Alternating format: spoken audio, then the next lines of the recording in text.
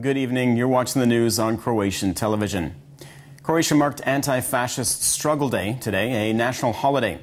June 22nd is remembered as the day when the first partisan detachment was established in Brezovica Forest near Sisak in 1941. This marked the beginning of the anti-fascist movement, which saw nearly 230,000 Croatian fighters take up arms. Meanwhile, in Sisak, a service organized by the anti-fascist movement laid carnations at the monument to the first Sisak partisan detachment. The Association of Croatian Anti-Fascist Fighters have been vocal critics of the current government, whom they accuse of trying to diminish the significance of the anti-fascist movement. We are here to remember the heroes whose actions sparked the beginning of the struggle that defeated Nazi fascism and their followers. Unfortunately, the state authorities have turned Croatian anti-fascism into a consumer-friendly product, placed in a shop window for the world to see. And we are faced with increasingly aggressive propaganda designed to revise history.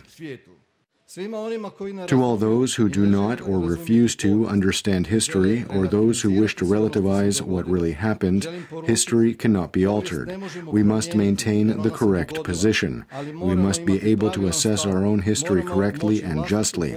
Croatia was founded on the principles of anti-fascism.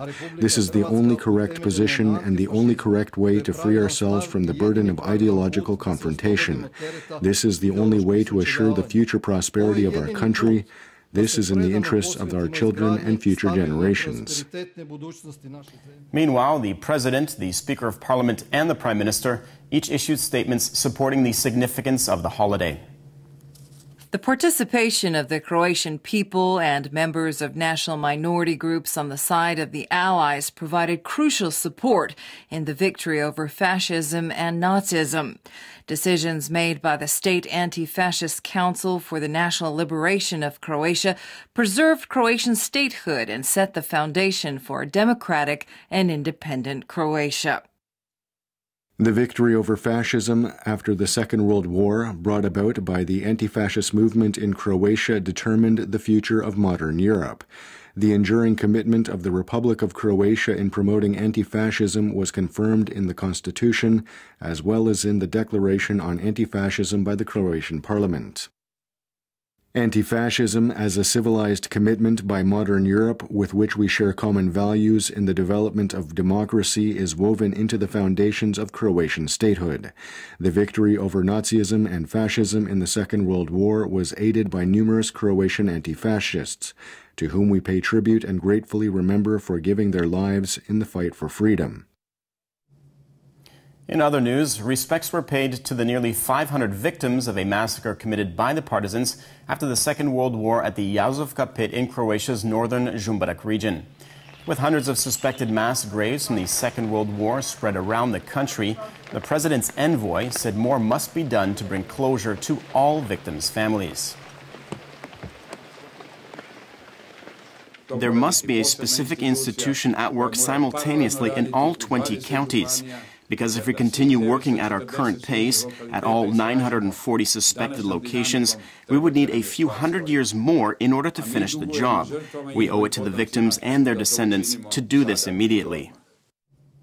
Taking a quick look at sports, Croatia is in a state of euphoria after hammering Argentina 3-0 at the World Cup in Russia on Thursday night, assuring themselves a spot in the round of 16. Ante Rebic, Luka Modric and Ivan Rakitic all found the back of the net in a stunning display of dominance. Croatia's final game in Group D comes against Iceland on Tuesday in Rostov-on-Don. We scored 3 beautiful goals. It just opened up for us and we were able to score. We played a great 90 minutes and we achieved our goal of moving on to the final 16. If we don't keep a cool head and remain disciplined, we can't accomplish much. But if we play like we did and maintain our self-confidence, we can accomplish a lot. I just hope and pray that we can keep this up. And in tennis, Croatia's 2 top male players have reached the semi-finals of their respective grass court Wimbledon warm-up tournaments following straight sets victories. Marin Cilic defeated American Sam Querrey at the Queen's Club Championships in London, while 21-year-old Borna Coric beat Italy's Andrea Seppi in Halle, Germany.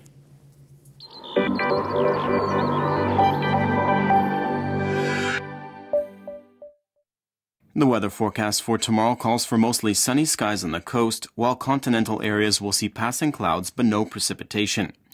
Increased cloud cover and rain showers are expected overnight and into the morning in the far south. Areas of the continent can expect morning fog in places. A moderate to strong northeasterly wind is expected on the Adriatic coast, with gale-force gusts in places. A northwesterly will move in during the afternoon. Morning lows of 6 to 11 degrees in the interior and from 13 to 18 on the coast will give way to highs of 17 to 22 inland and from 23 to 28 degrees Celsius on the coast. Looking ahead, the forecast for the interior will continue to be changeable with isolated showers in places. A moderate northeasterly wind will blow especially on Tuesday, while eastern parts of the continent will get a northwesterly beginning on Sunday. Cooler than normal temperatures will remain for the next few days. And the Adriatic coast will also be somewhat cooler and only slightly warmer than the interior. A moderate to strong northeasterly will remain and gain strength on Tuesday, which could affect traffic in places.